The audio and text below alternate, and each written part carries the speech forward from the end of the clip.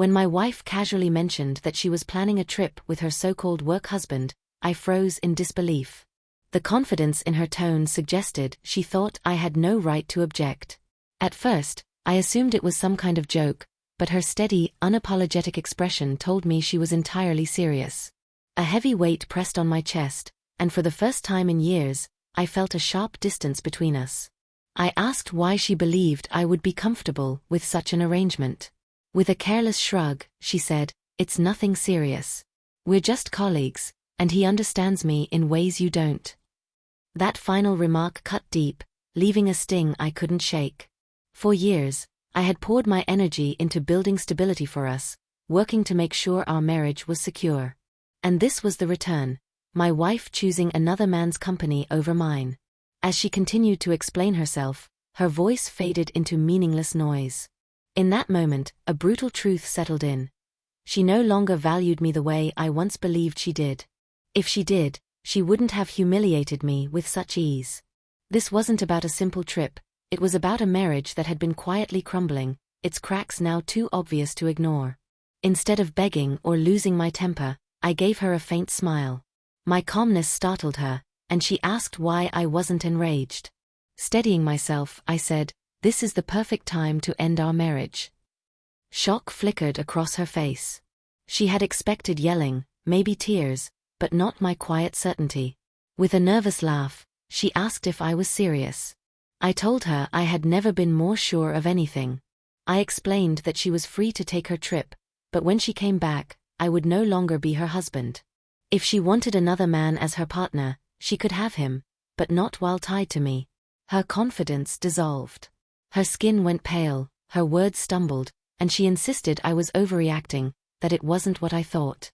But I had heard enough excuses over the years to recognize the pattern. I refused to let her diminish me further. Over the next few days, she tried to backtrack. She claimed the getaway was harmless, that I had misunderstood, and that her connection with him was strictly professional. But if that were true, why hide details? Why speak about him in ways that crossed boundaries? My instincts told me there was more beneath the surface, and I trusted them. By the following week, I had spoken to a lawyer. He listened closely, then assured me I was making the right choice. For the first time in years, I felt an unexpected calm. I was reclaiming my self-respect. This wasn't an emotional reaction, it was a deliberate decision. When I later told my wife that I had already filed for divorce, she broke down crying. She begged me to reconsider, swearing she never thought I would actually leave. Her tears, however, weren't born of love.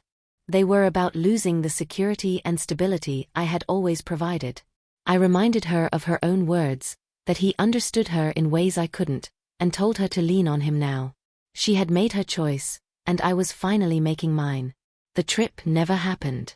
She cancelled it, likely realizing the cost was far greater than she imagined. But by then, the damage was irreversible.